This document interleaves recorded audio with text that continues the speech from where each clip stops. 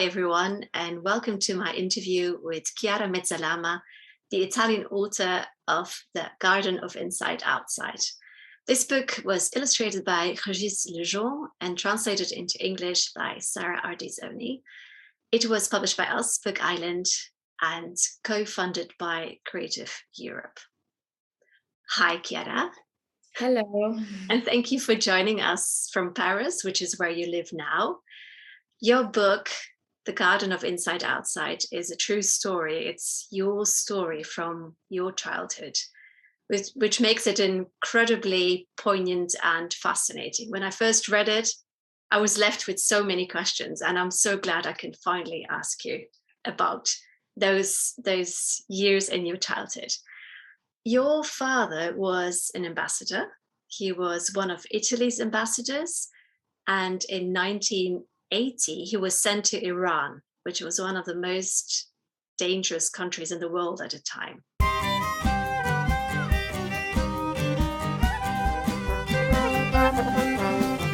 How old were you then?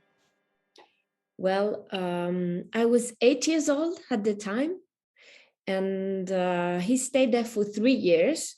So that means 8, 9, and 10 almost. Okay. And that was the age, yes. Okay. What about your brother? Because we can see from the cover that you had a little brother. How old was he when you first went there? Well, he's younger than me, so he was 6. So for him was 6, 7, 8.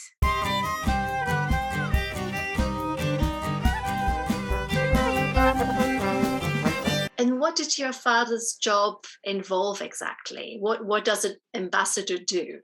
Well, the ambassador is someone that is sent by a government to another country in order to make a good communication between the country, negotiations, and eventually solve some problems. And also, what is important to say that now communication is very fast with the internet, but at that time, communication was very different. Some news could take like 2-3 days to get from one place to the other, especially in a place like Iran at that time with the war, embargo, no-fly zone. So that's why it was so important that someone was like personally there.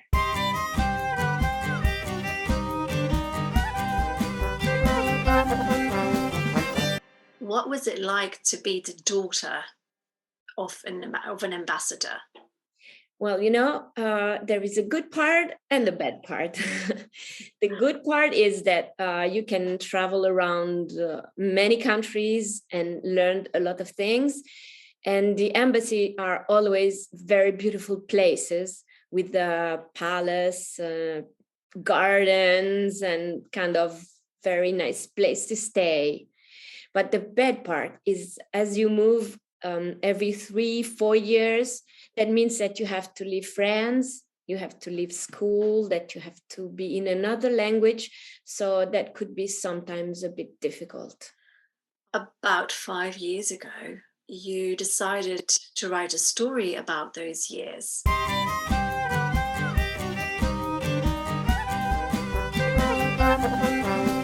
What made you decide to do that? Well, my father, he wrote a memoir about his diplomatic career that I can show you. You can see Francesco Mezzalama. It's written in Italian, of course, and it's called L'avventura diplomatica. That means the diplomatic adventure. Mm. You know what? He didn't mention his children. So I was so upset about that because it was kind of strange. So I decided, let's do my version of the story. And that's why I decided to write this novel, which is Il Giardino Persiano. This is the Italian version, the first one that I wrote, because I wanted to talk about the ambassador's children.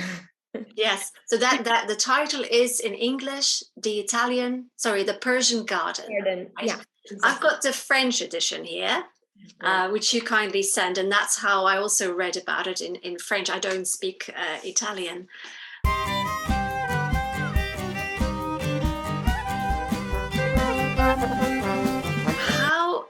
did that novel make it into a children's book? Well, 7 years ago, I moved to France. From Rome, I came to live in Paris. And that's where I met my French publishers. And they published children book. And I told them the story about this garden of my childhood. And they said, oh, so interesting. Why don't you make a children version? And I said, oh, I didn't think about that, but I said, okay, let's try. And so I was thinking about it for a very long time, because it's hard, the novel is like 200 pages and I have to make 3 for the children's book. So it was like, I'm Italian, so I always eat pasta with tomato sauce. And to make a good tomato sauce, you really have to stir it a very long time. And that's what I did. I just kept the story in my mind and then just take all the essence, yes, and make it very simple and strong. And concentrated, yes. Exactly. That's amazing. So a novel of 160,000 words, you turned it into, I think it was 1,600. So that's incredible. So then you had the story, you had the words.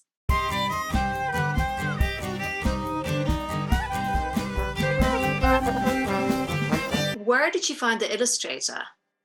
Well, this was the publisher's decision, and they were thinking about Régis Lejean, who is actually a very famous illustrator in France. And they thought that he could be the right person to illustrate my book. And so they called him and he said, oh, I'm very busy. I'm sorry. You will have to wait for me for 1 year, maybe 2. So we were kind of, what can we do? And finally, the publisher, they said, okay, let's wait. I mean, we were not in a hurry. And you always need to be very patient when you're a writer. You have to know that, because, I mean, it takes a long time to do everything. So we said, okay, let's wait. And that was such a good decision, because he did a wonderful job. Yes. And he won this big award. Together you won many awards, but he got a huge award, the award of the French booksellers.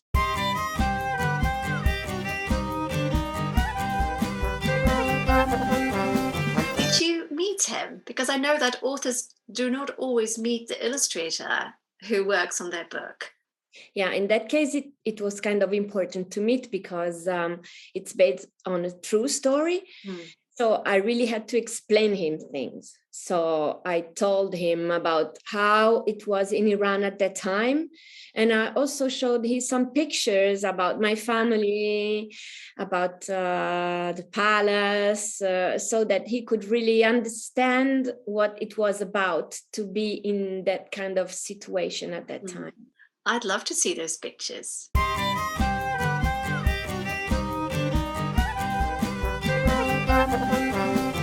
you show them? I have some, yes, of course, I can show you. So I will start from the palace that you will find in the book. Oh my God. Yeah, let me just, I'll grab the copy here and see if we can find that page. So we've got, yes, I think, yeah. Exactly. You say it's here. Wonderful. I just also, I noticed that your parents are actually in this picture. I didn't see that before. Your dad is here and so is your mom. Yes. Great. It must have been really good for Régis to have those documents, because, he probably has never been to Iran. So. Yeah, exactly. Maybe I can show you a picture of my mother and I. Okay. Want to? Yeah. Oh, beautiful. But that's is that the dress? Yes, that he's used for the cover, and that's gorgeous. This is the elegant dress that we had to wear sometimes, because in embassies there are some important dinners with people, so also the children have to be kind of well dressed and elegant, which I didn't like very much, but this is part of the bad things that I had to tell you before. Yes, it was to shake hands and be very nice and polite. very polite at the say anything. table. Exactly. Yeah. Yes. And also there is another picture about my father, my brother and I in the garden. Oh, so cute. Yeah. Was that in the garden of the palace? Yes, in Farmanier. That's it. Oh, beautiful. Mm. So it's such great memories. Yes, it is. And so that also helped Regis to get a bit in touch with me and to know me and what I could have lived in that kind of strange situation. And that I think that helped a lot. And also he made some research about how Iran was at that time with the war, the revolution. Yeah, so I think so when we have this page where you see the soldiers, the bearded men, that's from an existing poster, isn't it? So that he found somewhere and makes it a very strong illustration in the book as well.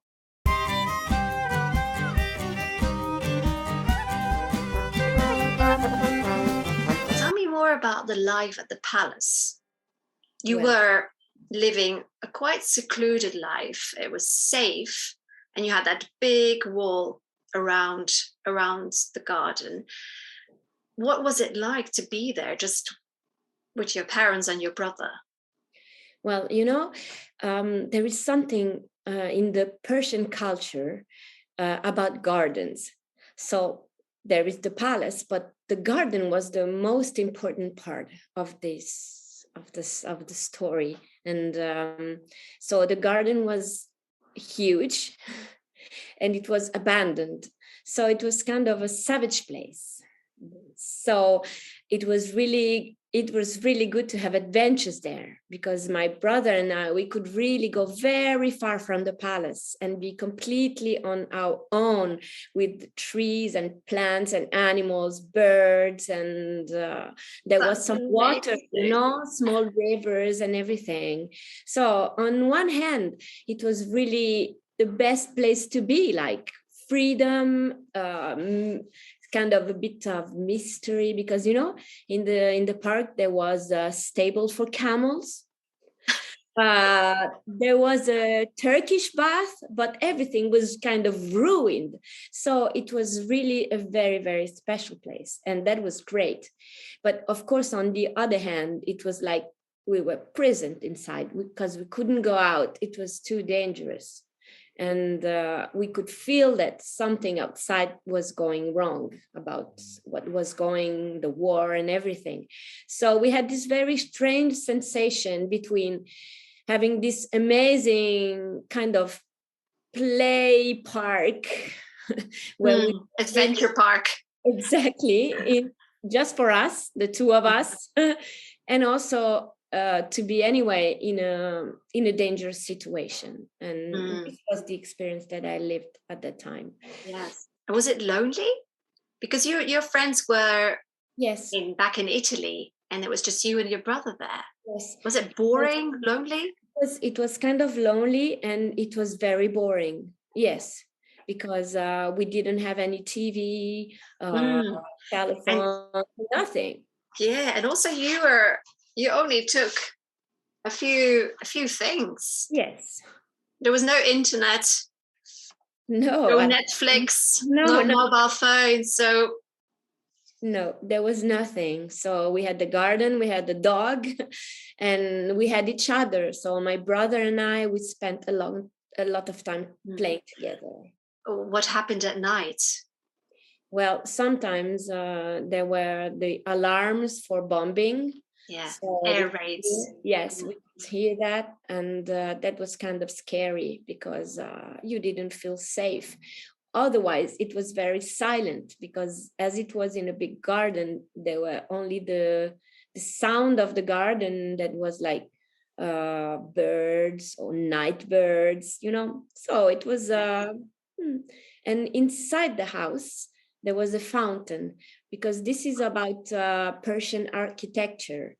As it's a very hot place, there was this kind of patio, and in the middle of the patio, there was a fountain.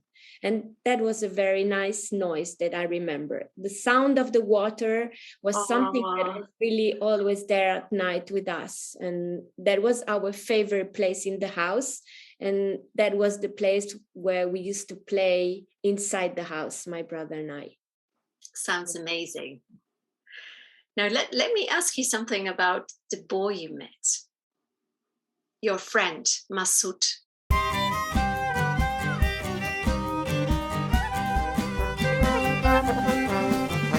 How many times did you meet him in the garden?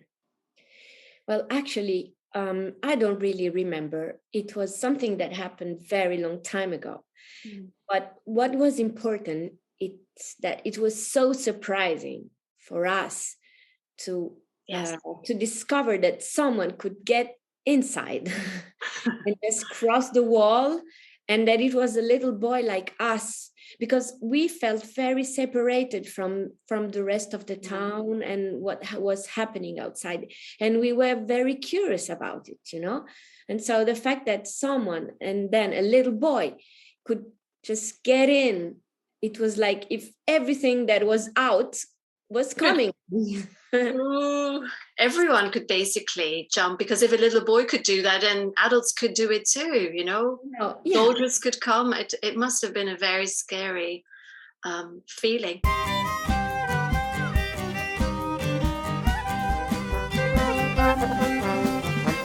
What was the scariest thing that happened to you in Iran? There were many, but I can say maybe, yes, the bombing sometimes, the gunshots that you could hear in the street.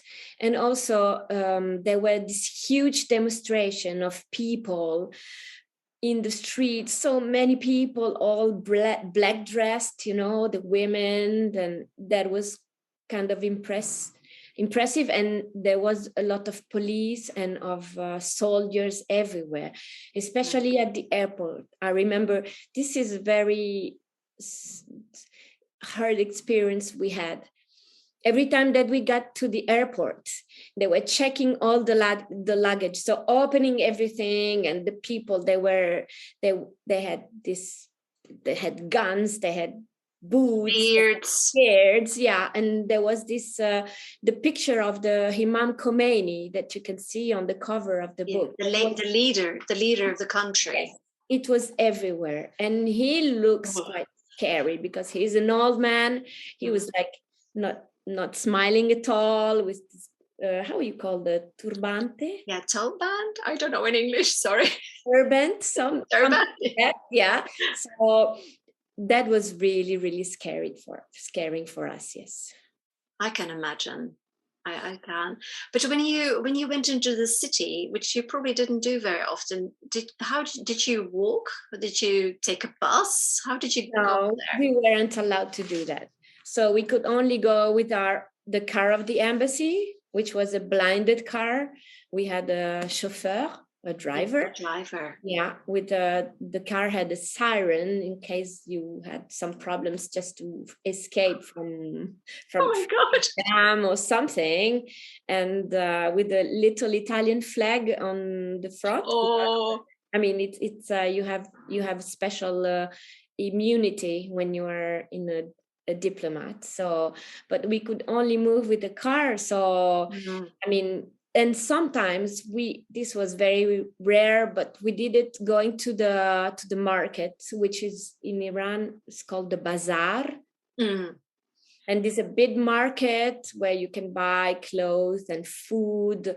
But at that time, because of the embargo, you couldn't find many things. But still, for us, it was a very, very special experience.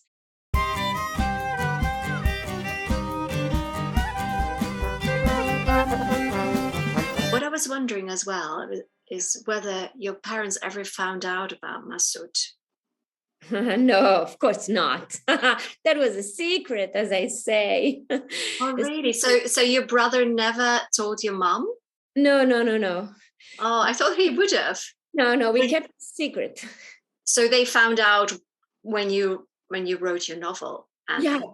that was What funny. did you say? Yeah, they said, oh, really? It happened. Oh, we didn't know anything about that. Oh, but that was not good because, he wasn't allowed to come in. It's very dangerous. But hey, every children has something that is Of course. hidden from the parents. So it's normal as well. Well done for your brother for keeping that secret. Yeah. Chiara,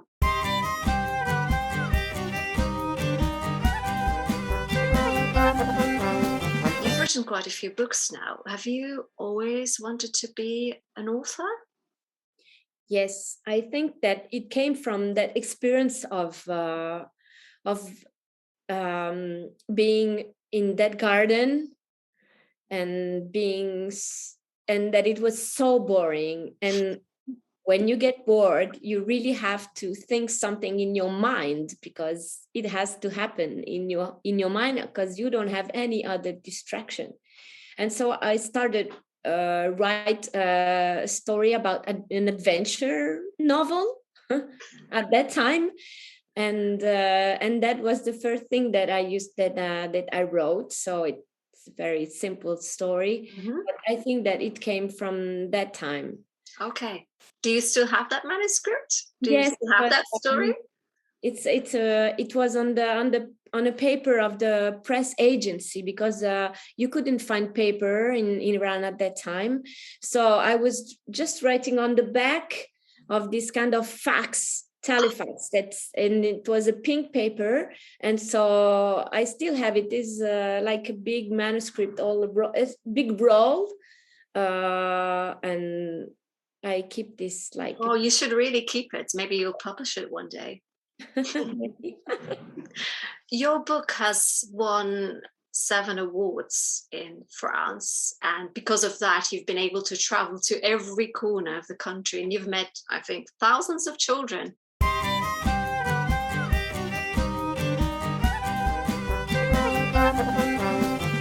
What was the reaction of the children in France? How did they respond to your book?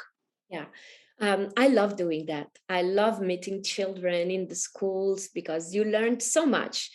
And what was maybe interesting for them was that it's a true story. Yeah. So they were always asking, oh, but what's your father's name? What's your brother's name? And how old is your brother now? And what's the dog's name? But really, that was you. It was like strange that in a book you're talking about something so personal. So I think that this is contributed to the fact that the book was really well received in France. Yes. Oh, wonderful. I've actually got a few questions here from children in the UK.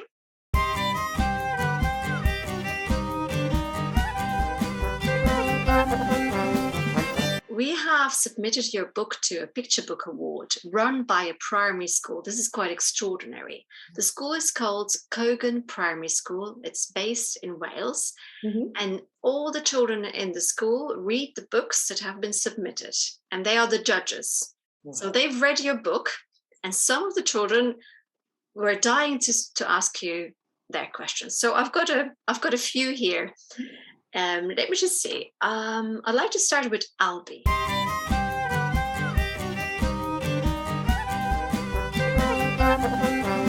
Albie wants to know if you ever went back to Iran. Well, I would really love to do that, but I haven't done yet. So the answer is no for the moment, because the war is ended a long time ago, but Iran, even if it is a republic, it's an Islamic republic, but it is a bit like a dictatorship. So freedom is not that real, as you say. And so I think you really have to organize it, and it could be a bit dangerous, and I didn't have the occasion to go there. The second question is from Jude.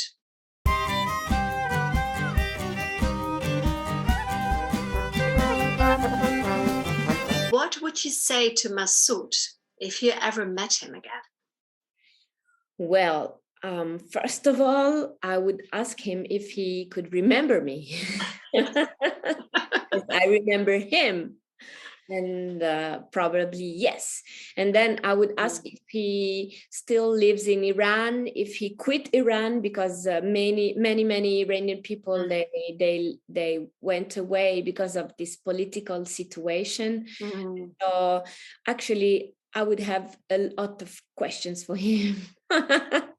Yes, I have a lot of questions for him too. You know, where could he be? You know, if he immigrated with his family, he could be here in the UK. He could be in Canada. He could be in America. Maybe even in Paris. So in Italy, I know many Iranians everywhere. You know, so yes. Well, I hope that one day he's going to pick up your book, The Garden of Inside Outside, and realize it's about him, and then just get in touch with us. Wouldn't that be wonderful? That would be great. The next question is from Isaac.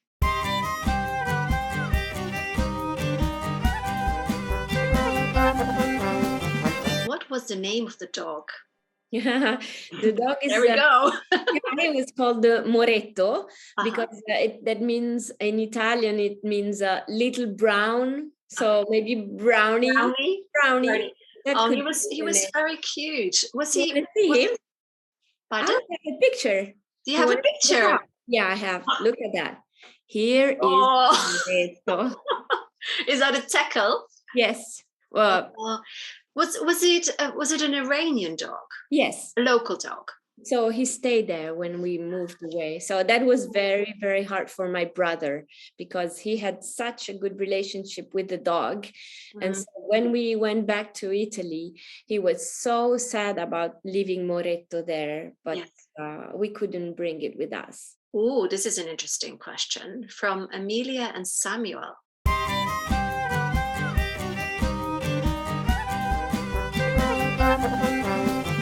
What do you think the city monster looked like? Well, there are two things that I can say. The first one is that my memory was about a really dark and black city because of the way that women were dressed. You know, they have veils that cover all the body and they are black. But maybe the most impressive thing was the noises.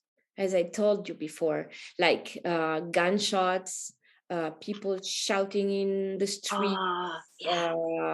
So it looked like something very scary because of its noise. Yeah. This is the big memory that I have about it.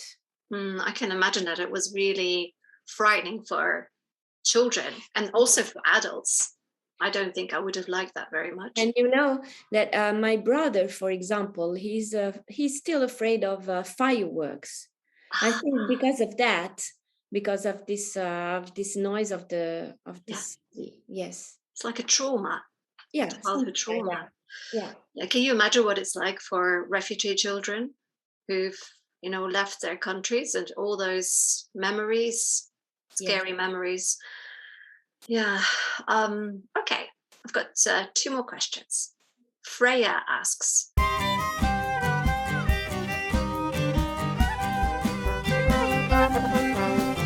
were you happy with the colors the illustrator chose for inside and outside? I think that's a very clever question. Yeah. Let's have a look. For people watching and who haven't really seen the book yet, so you'll see that the illustrator has chosen red for the outside, for everything on the outside, and green for the inside. What do you think? What did you think about that when you first saw his illustrations? I think it is such a brilliant idea because it's so strong. Because you open the page and you get in one mood or the other. Yes. So you get in the mood of fear, fright, and hate and rage in one page, and then on the other page it's more like green and blue, so you can feel at ease in the garden, and it's very striking. It's very strong. So I think that he really had a very good idea. Yes, I agree. I did an interview with Régis Lejean, the illustrator as well, and he actually talks about that, why he chose red and green, because it's quite a clever decision. So I invite everybody to watch that interview as well. One last question from Sylvie.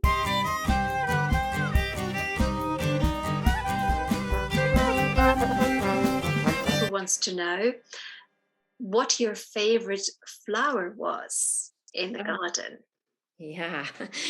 Well, my mother, she loved flowers. So she planted flowers everywhere. And, in the picture of my father, you have a nice basket of flowers that you just picked up in the garden. But from my point of view, I was impressed by the trees, the plane trees that were so huge in the garden, and that brought some coolness and shadow. It can be very hot in Iran during summer. So for me, the trees were the most important part of the garden. And so it's my favorite one. Yes. I wish you could show us photos from the jungle and the way the garden looked like when you arrived, because it sounds like your mom did a lot of work to tidy it all up. Do you think the garden, after you left, you think the garden was abandoned again? What happened to it? No, it was restored. So now it is much, much, much beautiful. Yeah, because of as it is a traditional Persian garden, it's very precious thing to have in the town. You don't have many gardens like that in Tehran anymore. So it must be even more beautiful than at that time.